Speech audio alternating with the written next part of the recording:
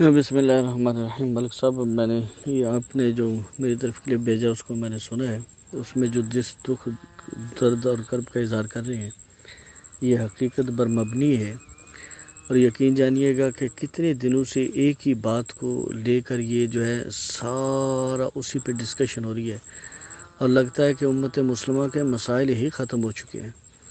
ہونا تو یہ چاہیے تھا، علماء ہے کہ اس وقت پاکستان میں ہوں، یہاں پر بھی کرونا کی وجہ سے سب سے زیادہ اگر کوئی چیز متاثر ہوئی ہے تو وہ مدارس متاثر ہوئے ہیں۔ ان کے جو ہے رمضان میں جو فنڈنگ ہوتی تھی وہ بند ہوئی ہے، مساجد میں بہت ساری بڑی بڑی جگہوں پہ تراویح نہیں ہو سکی، نمازیں نہیں ہو سکی، ان کی فنڈنگ کلیکشن جو ہے وہ آدھے سے بھی کم رہ گئی ہے۔ کل وہ بچے آتے ہیں تو وہ کہاں سے اس کے طعام کا انتظام کر سکیں گے؟ اس پر غور و فکر ہوتا۔ بہرحال جو ہمارے مدارس تعلیمی سلسلے میں وہاں پر جو پیچھے رہ گئے ہیں اس پر توجہ ہوتی۔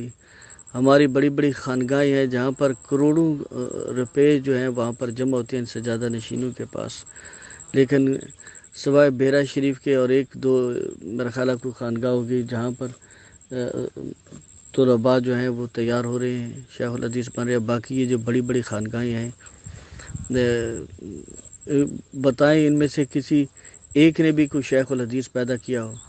پیر جماعت علی شاہ صاحب رحمۃ اللہ علیہ تو بہت بڑے شیخ الحدیث تھے اپنے وقت کے، تو ان کے بعد کوئی ایک شیخ الحدیث وہاں اس خانگاہ سے آیا ہوگا جس کا جو ہے نا نام پورے یا مفسر قرآن آیا ہو؟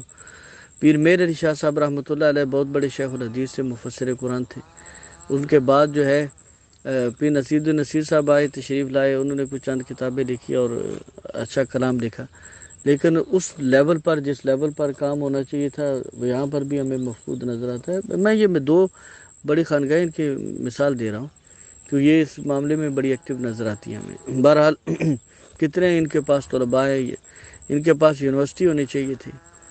آپ اسلام آباد کی مثال لے لیں، وہ مولوی عبداللہ کل آیا لال مسجد والا، اور آج ان کے بہت بڑے ادارے ہیں اسلام آباد کے اندر، اور یہ کب سے بیٹھے ہوئے ہیں اسلام آباد کے، ان کے اپنے اپنی بڑی بڑی حویلیاں تو ہیں، لیکن یہ ہے کہ اللہ کے دین کا کام ہمیں وہاں پر نظر نہیں آتا۔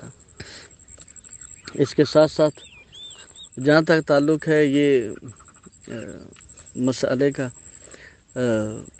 دوسرے گروپ میں مفتی فیض رسول صاحب نے ایک حدیث شریف وہاں پر کوٹ کی کہ جب مائی صاحبہ تشریف لائیں حضرت ابوبکر صدیق رضی اللہ تعالیٰ عنہ کے پاس اور باغ کے سلسلے میں بات کی تو مطالبہ کیا، تو گزارش یہ ہے کہ اب ہم لوگ جو ہیں زمیندار لوگ ہیں، ہماری جو جائیدادیں زمینیں ہوتی ہیں، ہم کچہریوں میں اپنی عورتوں کو بھیجتے تو نہیں ہیں۔ ہم تو نہیں کہتے کہ ہماری عورتیں جائیں وہاں پر جائیداد کا، اگر مرد موجود ہو تو کوئی بھی ہماری عورت خاندان کی نہیں جاتی، اور جا کے کہ رسول اللہ صلی اللہ علیہ وسلم کی صاحبزادی وہ اپنے ایک باغ کے لیے جائیں۔ اور پھر اس کے آگے دوسرے الفاظ ہیں کہ جب حضرت ابوبکر صدیق رضی اللہ تعالیٰ عنہ نے فرمایا کہ حضور صلی اللہ علیہ وسلم انبیاء جو ہے ان کا وراثت جو ہوتی ہے وہ علم ہوتا ہے، تو اس پر مائی صاحبہ جو ہے وہ غضبناک ہوئی، غصے میں ہوئی اور گھر چلی گئی، اور پھر آپ نے آخری عمر تک کلام نہ کیا۔ میں سمجھتا ہوں کہ یہ بہت بڑی توہین ہے۔ یہ الفاظ بخاری شریف کے ہیں اور صحیح حدیث ہے، یعنی مائی صاحبہ جو ہیں یہ کہ دنیاوی مال کی خاطر وہ غصہ ہوئی اور پھر آخر عمر تک کلام نہ کیا، حالانکہ اللہ کے حبیب صلی اللہ علیہ وسلم نے فرمایا کوئی مومن دوسرے مومن سے 3 دن سے زیادہ جو ہے کلام ختم نہ قطع کلامی نہ کرے، تو مائی صاحبہ کی طرف یہ بات منسوب ہے، یہ زیادتی نہیں ہے۔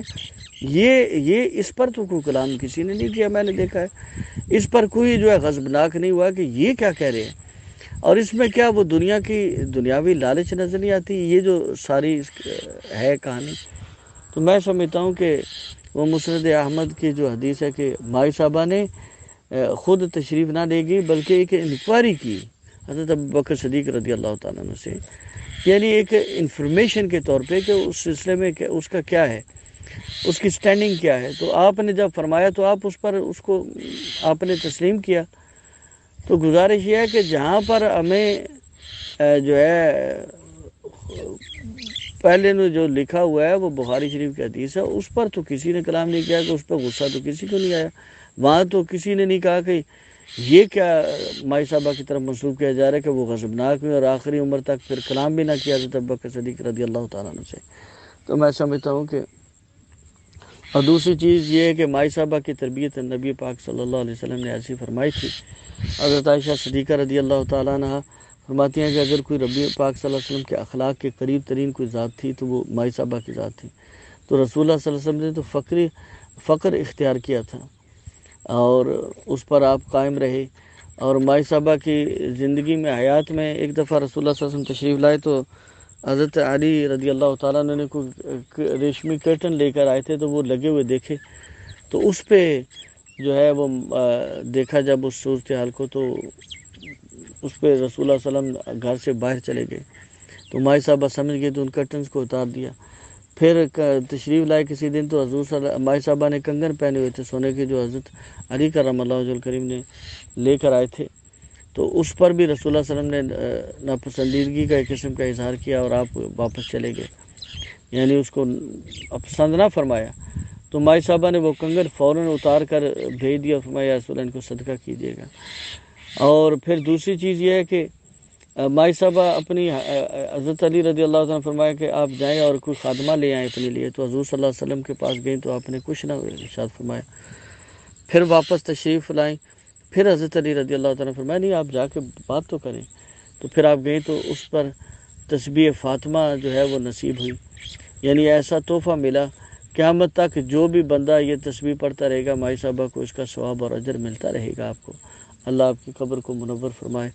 اور اس سے پتہ چلا پھر ایک اور واقعہ کہ جس میں حضور صلی اللہ علیہ وسلم ایک انصاری کے گھر تشریف لے گئے، کھانا تناول فرمانے لگے تو فرمایا کہ اگر اجازت دو تو کچھ کھانا جو ہے میں اپنی بیٹی کے گھر بھیج دوں کیونکہ میری بیٹی نے بھی 3 دن سے کچھ نہیں کھایا.